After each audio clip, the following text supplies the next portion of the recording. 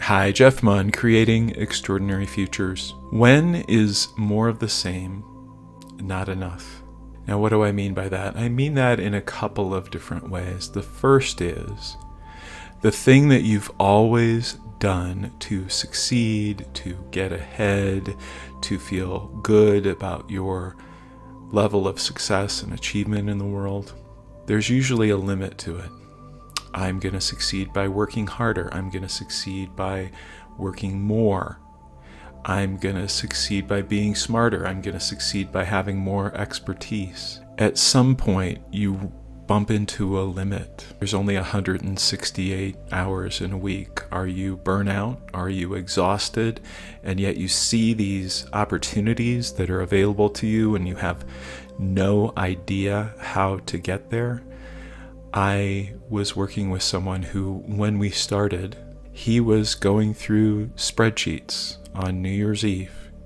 He was looking at transfers of his accounts from his current clients to a new trustee, and he was the one making sure that it happened. He was the one who was making sure that it was correct.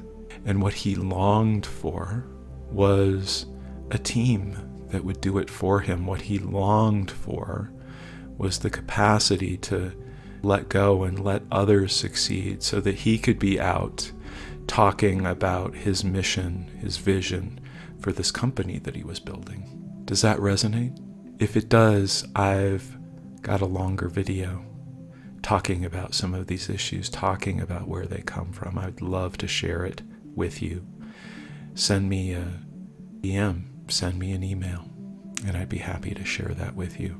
Now, the second version of this idea of when more of the same isn't enough, is that you can be incredibly successful and you can keep score in a lot of different ways, whether it's your job title or the amount of money you have or how many employees you have. And at some point it hits you that this amount of money didn't bring me happiness or fulfillment. So if I add a zero,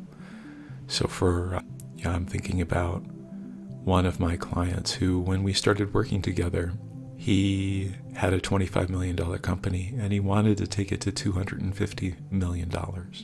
And there's nothing wrong with that, but the idea that he would be happier when he had a $250 million company was getting in his way.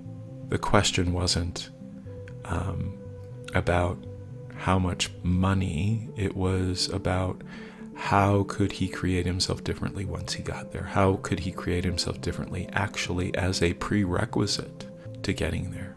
So what he longed for was the voices in his head stopping. The voices in his head that told him that it wasn't enough, it wasn't enough, it wasn't enough. There had to be more, there had to be more.